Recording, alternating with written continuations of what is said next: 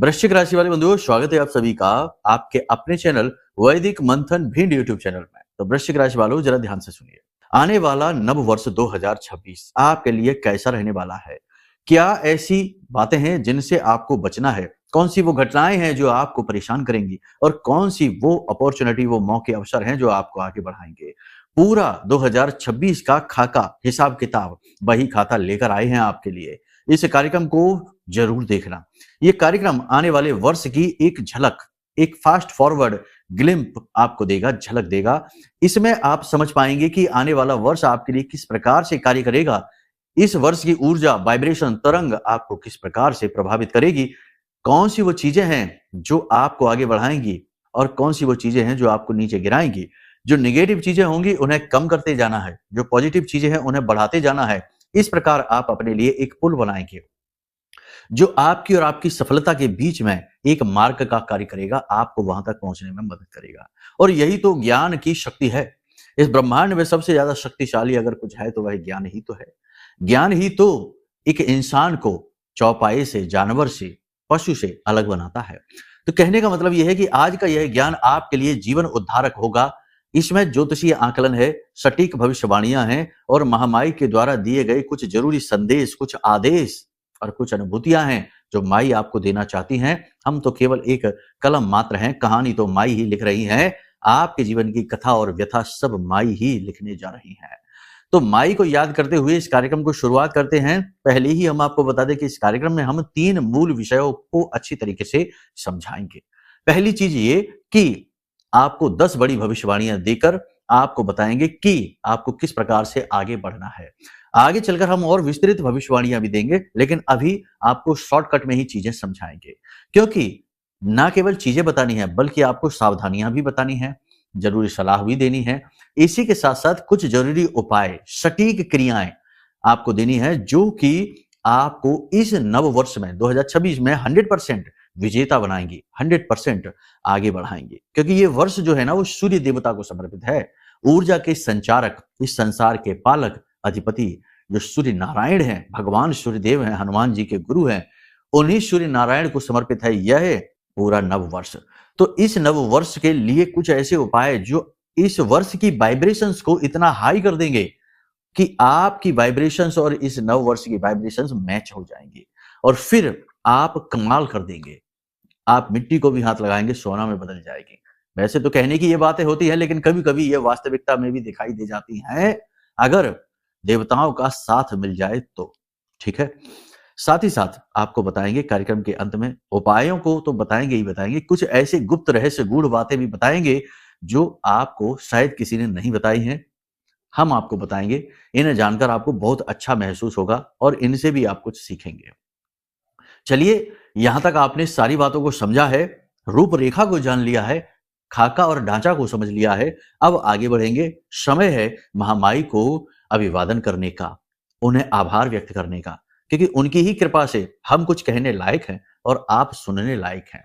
जितनी भी क्रियाएं इस संसार में हो रही है, एक पत्ता भी अगर हिलता है तो वह महामाई के आदेश से ही हिलता है, उनकी अनुमति से ही हिलता है। बिना उनकी अनुमति के तो एक पत्ता भी नहीं हिल सकता। ऐसी महामाई ब्रह्मास्त्र विद्या मां बगलामुखी को याद करते हैं। कमेंट बॉक्स में पूरे भक्ति भाव के साथ लिख डालिए, जय मां भद्रकाली कृपा करो। दोनों ही के लिए लिखिए, आप अलग अलग ना लिखिए। मां भद्रकाली हमारी कुल देवी हैं और मां बगलामुखी हमारी आराध्य देवी हैं, जिनके चरणों में हम पड़े रहते हैं। दोनों के लिए ही लिखिए, दोनों एक ही हैं, अलग अलग नहीं है। साथ ही साथ आप ये भी लिखिए कि हे महामाई हमारी रक्षा करो, हम आपके परिवार के सदस्य हैं। ठीक है। साथ ही साथ भजन एक बहुत सुंदर सा है जो हमने गाया है, महामाई के लिए समर्पित है, उनके चरणों में समर्पित है। कार्यक्रम को पूरा देखने के बाद उस भजन को भी जरूर सुनना। आपकी जो चित्त है, जो लौ है, वह माई की तरफ हो जाएगी और फिर माई की दृष्टि आपकी तरफ हो गई तो आपका उद्धार निश्चित है।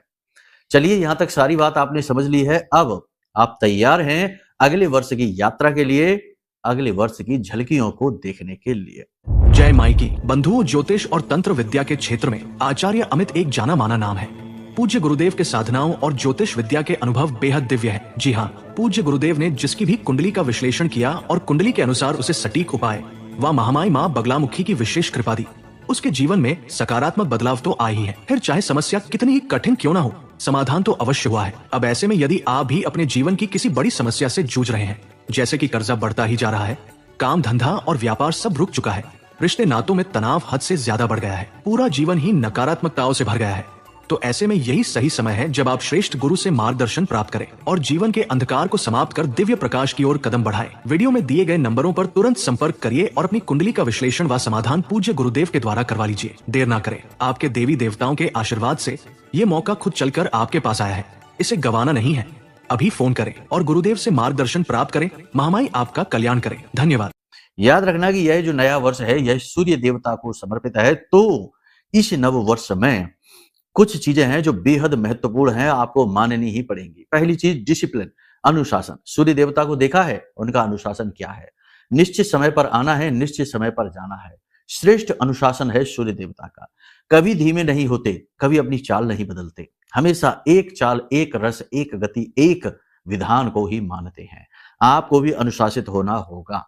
दूसरा, नैतिकता के नियमों का पालन करना होगा, बिल्कुल अनैतिक नहीं, लालच में फंसना नहीं, प्रपंचों में फंसना नहीं, समय खराब करना नहीं, नकारात्मक होना नहीं, नकारात्मक लोगों से, नकारात्मक वातावरण से दूर रहना होगा।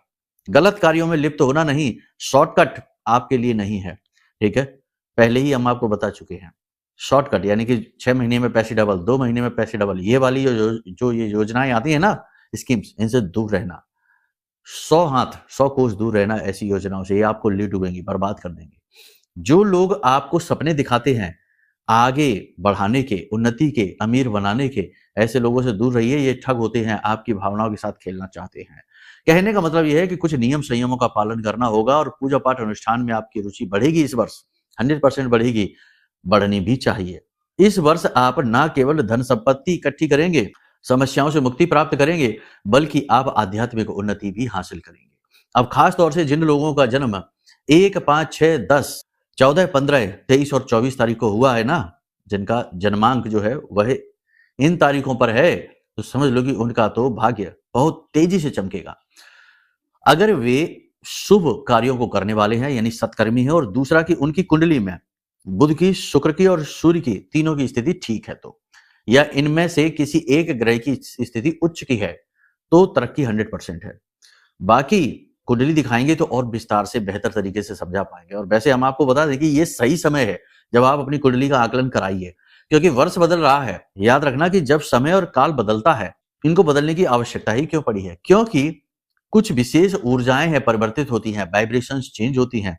तो इन चेंज होती हुई वाइब्रेशंस को यदि आप मैच कर जाते हैं तो आपका भाग्य खुल जाता है, आपकी किस्मत खुल जाती है।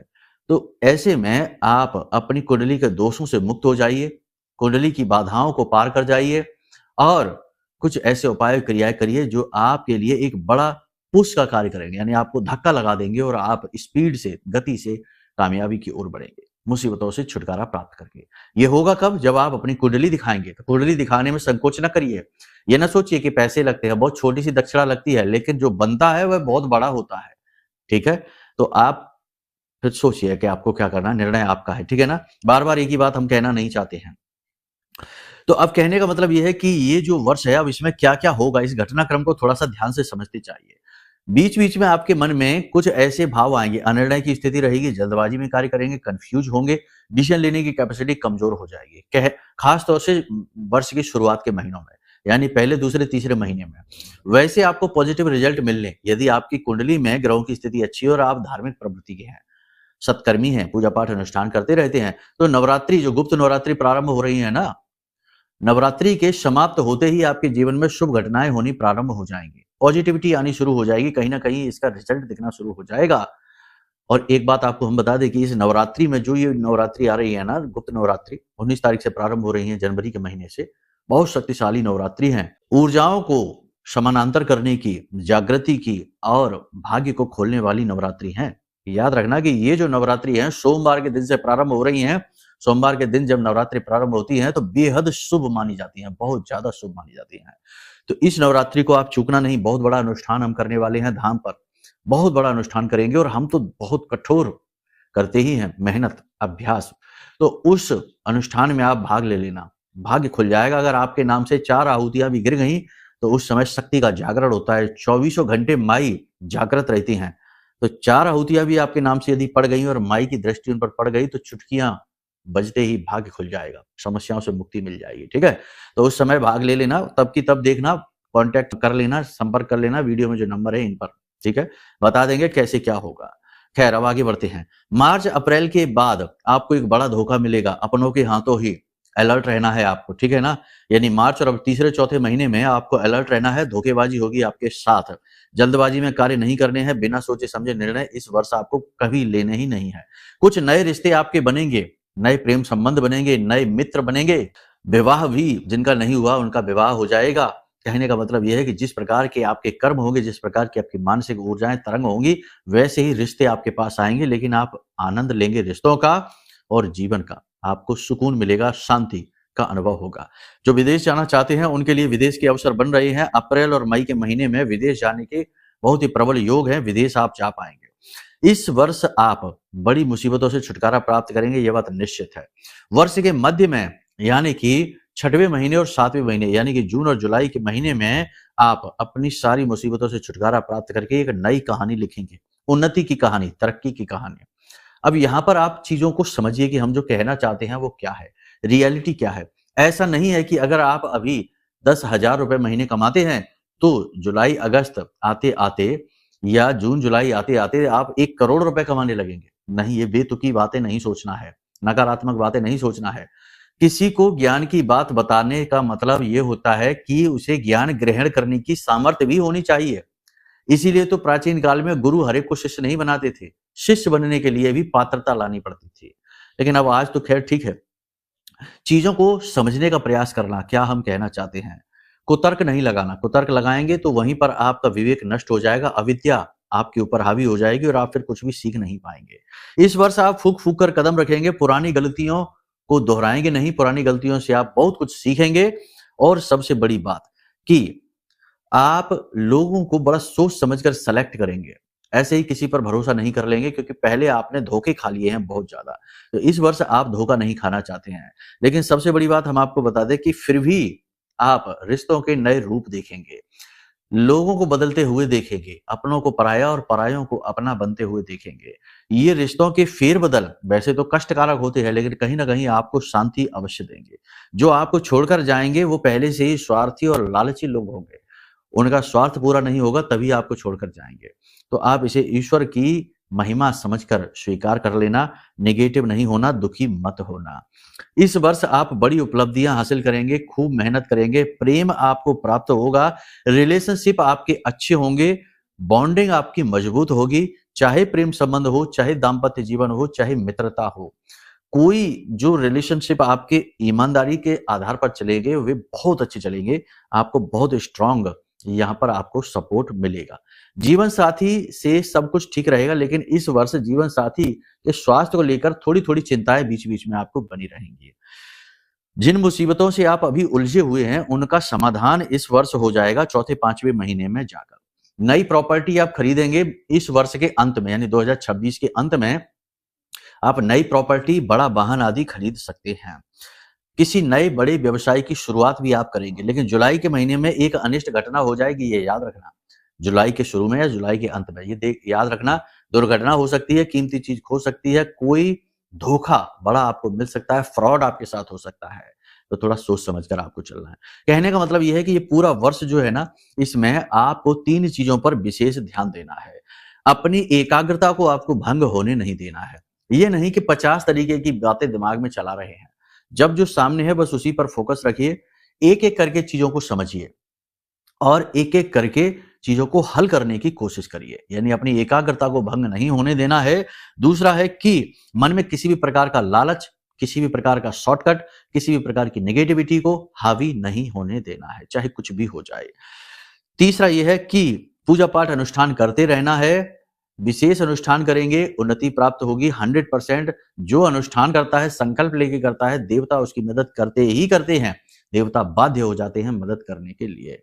तो पूजा पाठ अनुष्ठान करना है और अधार्मिक स्वभाव बिल्कुल भी नहीं अपनाना है, धार्मिकता के भाव को बनाकर रखना है। इन बातों पर आपको विशेष ध्यान रखना है।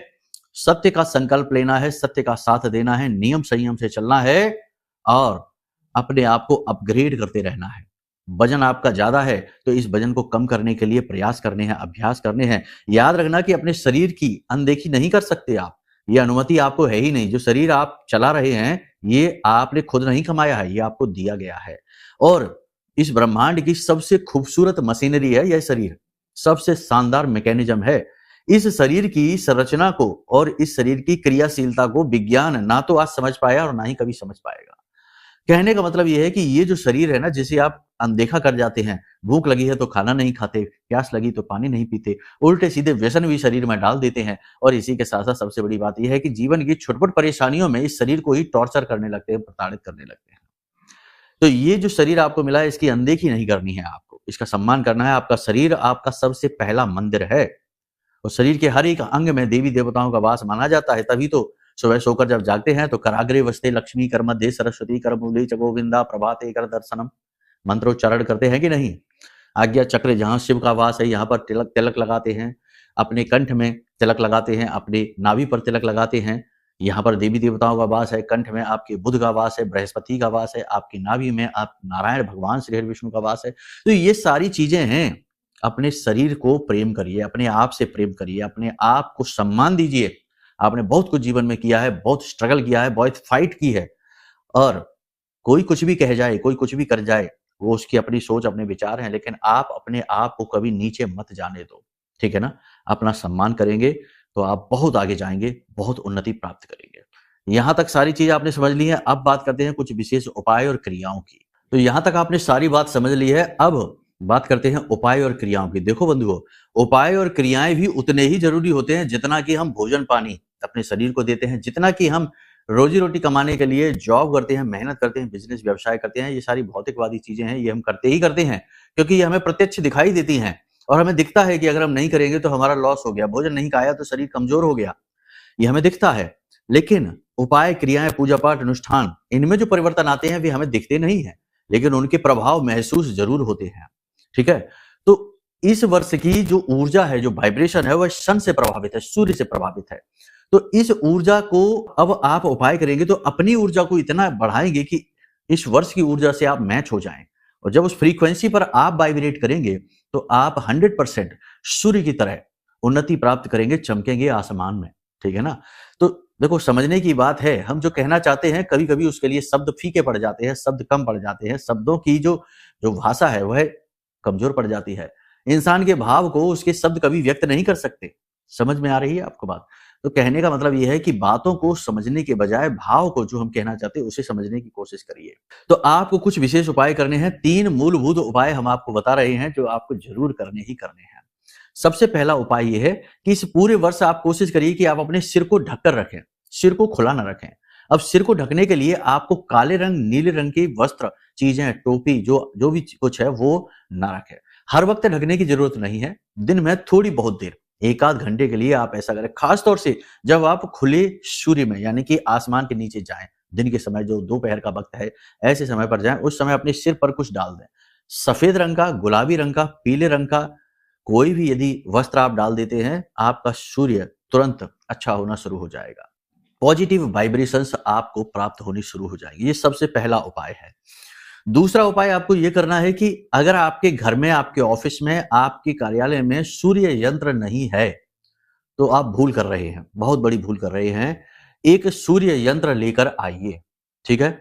और इस सूर्य यंत्र को लाइए, तांबे का लेकर आना, और इस सूर्य यंत्र को लाकर जागृत करिए, ठीक है। जागृत करने के लिए कुछ खास नहीं, बहुत ही सरल है। बस इस यंत्र को लाइए, इसे गंगा जल से शुद्ध करिए, पवित्र करिए, और इसके बाद इसे भगवान श्री हरि विष्णु नारायण के चरणों में रख दीजिए और वहीं पर बैठकर ओम घृणी सूर्याय नमः इस मंत्र का जाप करिए। कुछ भी नहीं तो ओम सूर्याय नमः इतना सा जाप कर लीजिए, बस, कुछ खास नहीं, जरा सा। इतना सा करने के बाद इस यंत्र को आप इस प्रकार से अपने घर में लगाइए। पूजा घर में लगा सकते हैं, मुख्य दरवाजे पर लगा सकते हैं, अपने ऑफिस कार्यालय में लगा सकते हैं, लेकिन दिशा एक ही होगी, पूर्व दिशा। यदि मुख्य दरवाजा पूर्व दिशा की ओर नहीं खुलता है तो फिर अपने पूजा घर में लगाइए और पूर्व दिशा में लगाइए। यानी जब आपका मुख पूर्व दिशा में हो तो आपको सूर्य यंत्र के दर्शन होने चाहिए, ठीक है, ठीक पूर्व दिशा में। और सबसे बड़ी बात कि 6 से 7 फीट की ऊंचाई पर लगाना, इससे नीचे मत लगाना। साफ सफाई का विशेष ख्याल रखना, इसे गंदा मैला नहीं होने देना। बहुत सी जगह हमने देखा सूर्य यंत्र तो लगा है लेकिन काला पड़ गया, खराब हो गया, धूल जम गई, लोग साफ ही नहीं करते हैं। सजावटी सामान ये नहीं है, इसकी पूजा नहीं करनी है, ये भी याद रखना कि लोग इस पे टीका लगाने लगते हैं, वो भी नहीं करना है, पूजा नहीं करनी है। ये तो केवल उस एनर्जी को कॉन्सेंट्रेट करेगा आपके घर में, आपके जीवन में, ठीक है। दूसरा उपाय ये। तीसरा उपाय आपको ये करना है कि एक भोजपत्र का कागज लेकर आइए, ठीक है। उस कागज पर आप इस यंत्र को बना लीजिए जो मोबाइल की डिस्प्ले पर आपको दिखाई दे रहा है, सूर्य यंत्र है, हस्त निर्मित सूर्य यंत्र है। इसे आप बना लीजिए। इसे बनाने के लिए आप हरे रंग की पेन का प्रयोग करना, ठीक है। हरे रंग की पेन, काली या नीले रंग की पेन का नहीं, लाल रंग की पेन का नहीं। काला शनि है, नीला राहु है, लाल मंगल है। तीनों ही यदि सूर्य के साथ मिलेंगे कहीं ना कहीं नुकसान आपको पहुंचाएंगे। तीनों को नहीं मिलाना। हालांकि सूर्य और मंगल तो मित्र हैं, सेनापति है, फिर भी दोनों अग्नि तत्व हैं, फायरी प्लैनेट हैं, तो ये आपकी खुशियों को भी जलाकर भस्म कर सकते हैं। अग्नि अधिक नहीं बढ़ाई जाती है, अग्नि को कंट्रोल करना पड़ता है, इसलिए कह रहे हैं। तो आप हरे रंग को लगाइए, बुध है, बुध आदित्य राजयोग बना देगा। इसी के साथ साथ इस भोजपत्र पर आप गुलाब का, केवड़े का, किसी का भी मिले आपको इत्र लगा लीजिए, अच्छी तरह से लगा लीजिए। फिर इस भोजपत्र को, पूरा जो यंत्र आपने बनाया है, इसे मोड़ना नहीं है, सफेद कागज से चारों तरफ से बंद कर देना है, यानी इस तरफ और इस तरफ से सफेद कागज से बंद कर देना है और इसे अपने पूजा घर में भगवान नारायण, श्री हरि विष्णु और माता लक्ष्मी के चरणों के पास रख देना है। बस इतना सा आप कर दीजिए, कुछ नहीं करना है। यंत्र स्थापित हो चुका है, यंत्र आपने अपने घर में लगा भी लिया है, सूर्य देवता को आपने अपने लिए पॉजिटिव कर लिया है। अब अपने पिता, अपने पुरखे पूर्वज, अपने कुल देवी देवता और अपने पिता की उम्र के जो इंसान हैं, जो लोग हैं समाज में, उनका अपमान आपको नहीं करना है। अपमान का मतलब कि पीठ के पीछे भी उनके लिए उल्टी सीधी बातें नहीं बोलनी है, चाहे वो आपको कैसे भी दिखाई दे, कैसा भी आचरण करे, कुछ भी करे। आप अपनी जुबान को गंदा ना करें, अपने मन मस्तिष्क को गंदा मैला ना करें। आपको उनका अपमान नहीं करना है, ठीक है। इन बातों का ख्याल आपने कर लिया। अब सबसे बड़ा उपाय जो आपको वर्ष भर रक्षा प्रदान करेगा, सुरक्षा देगा, ब्रह्मास्त्र विद्या मां बगलामुखी की सुरक्षा देगा। इस उपाय को भी ध्यान से समझो। आपको क्या करना है कि बाजार जाइए और हल्दी की एक माला लेकर आइए। पूजा पाठ की दुकान पर आसानी से मिल जाती है। हल्दी की माला लेकर आकर सरसों के तेल में डुबा दीजिए, 2 से 3 दिनों के लिए डूबी रहने दीजिए। फिर इसे निकालिए और इसे साफ कर लीजिए। धोना नहीं है, साफ कर लीजिए। और साफ करने के बाद इसे आपके घर के आसपास जो मंदिर है देवी का, चाहे माँ काली का हो, चाहे माँ बगलामुखी का, आराध्य देवी है हमारी, उनका हो, चाहे दुर्गे माँ का हो, किसी का भी देवी का मंदिर हो, कोई देवी स्वरूप का मंदिर हो, वहां जाइए और देवी के चरणों से, माई के चरणों से स्पर्श करते हुए इस माला को आप रखवा दीजिए, ठीक है। 24 घंटे के लिए वहां आप रखवा दीजिए। पुजारी जी से कह देना कि इन्हें, इस माला को यहां से हटाए ना, माई के चरणों से स्पर्श करते हुए माला रखी रहे। 24 घंटे के बाद आप इस माला को उठाकर ले आइए और इसे माई का प्रसाद, आशीर्वाद समझकर धारण कर लीजिए। आपकी सुरक्षा प्रारंभ हो जाएगी। ब्रह्मास्त्र विद्या आपकी रक्षा करेगी हर पल प्रतिपल। अब ये विधि जो है ना, वो बहुत ही छोटी है, बहुत ही साधारण है। अगर आपकी कुंडली में कोई पाप ग्रह दोष है या आपके ऊपर किसी ने कुछ करवा रखा है, तो ये विधि शायद काम ना करे। तो सबसे बड़ी बात यह है कि चाहे कैसा ही दोष क्यों ना हो, चाहे किसी भी प्रकार की बाधा क्यों ना हो, किसी ने कुछ करवा क्यों ना रखा हो, हर एक चीज को मिटाने का बल रखता है यह महारक्षा कवच। यह महारक्षा कवच इतना शक्तिशाली है कि ये जिसने भी छुआ है, जिसके पास भी ये पहुंचा है, जिसने भी इसे धारण किया है, उसके जीवन में चमत्कारी रिजल्ट आए हैं। बहुत ही अच्छा इसका लोगों ने रिस्पॉन्स दिया है। तो आप इस महारक्षा कवच को भी मंगवाएं, कुंडली का आकलन कराएं। ये 2 बड़ी निर्णय आपके जीवन में क्रांति लेकर आएंगे इस 2026 में, ठीक है। इस वर्ष की, आने वाले वर्ष की आपको हृदय से, प्रेम से शुभकामनाएं और महामाई से विशेष निवेदन रहेगा कि आपके जीवन में खुशियां इस वर्ष जरूर से जरूर लेकर आए, चाहे हमारे जीवन भर की साधना का फल प्रतिफल आपको क्यों ना प्राप्त हो जाए, बस आपको सुख मिले, ठीक है। हम तो ये मेहनत करके फिर कमा लेंगे। तो चलिए इसी सुंदर भाव के साथ आज के इस कार्यक्रम को विराम देते हैं। यदि कुछ पूछना है तो नंबर वीडियो में है, फोन लगा लेना, ठीक है। प्रेम से बोलिए जय माई की, जय मां बगलामुखी। हमारे प्रिय और परम पूज्य आचार्य जी ने अपनी साधनाओं के अनुभवों पर आधारित शक्तिशाली उपाय और क्रियाओं के माध्यम से हजारों लोगों के जीवन को पूरी तरह से बदला है। आचार्य जी के द्वारा बताया गया हर एक उपाय इतना सटीक और कारगर होता है कि जो भी इसे पूरे भाव के साथ कर लेता है, उसे साक्षात महामाई की कृपा और आशीर्वाद प्राप्त हो जाती है। इसलिए निसंकोच इन उपायों को पूरे भाव के साथ करिए, आपका कल्याण होगा। जय माई की।